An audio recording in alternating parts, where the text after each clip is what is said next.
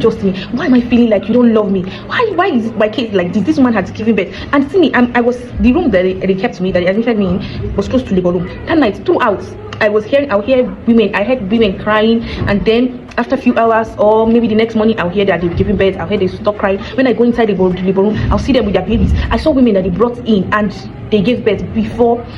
Like they met me and they gave birth and they went home. So I went home and I cried and I told God that I don't know how he's going to do it, but I have to deliver my baby that day. So we came back.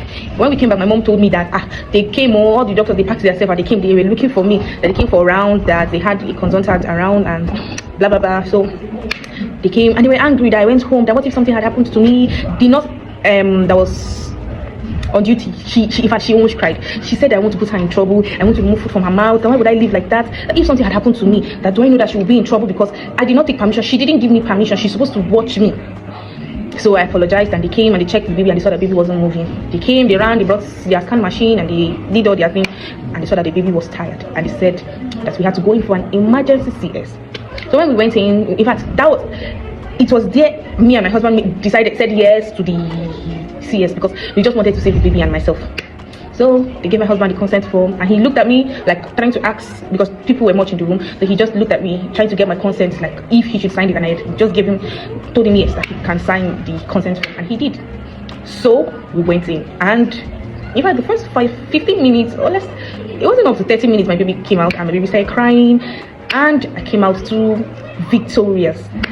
So the baby that they even said was tired, I had that baby fetal distress. In fact, my baby came out crying strong, that the doctor there I was in charge was saying that that who said this baby is tired, who said this baby is weak, I still see the baby is crying and the baby is strong. And I stayed and I recovered.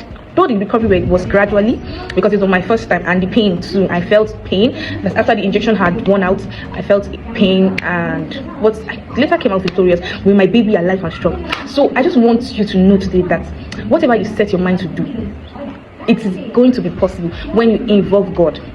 Because there was a time in my life that I was so negative that anything that comes out of my mouth is, what if I don't make it? What if my baby does not make it? What if, those kind of negative thoughts? Like I had a lot of fears, but that day I had to be strong for myself and for my baby, because even the Bible says that they that know their God will be strong and shall do exploit. So I knew my God at that time. My God had to work for me, so I had to call, pray and ask him and speak to my baby, because there's power in spoken words. When you speak the word to yourself and speak the word to your baby, or speak the word to that situation, it has ears and it hears.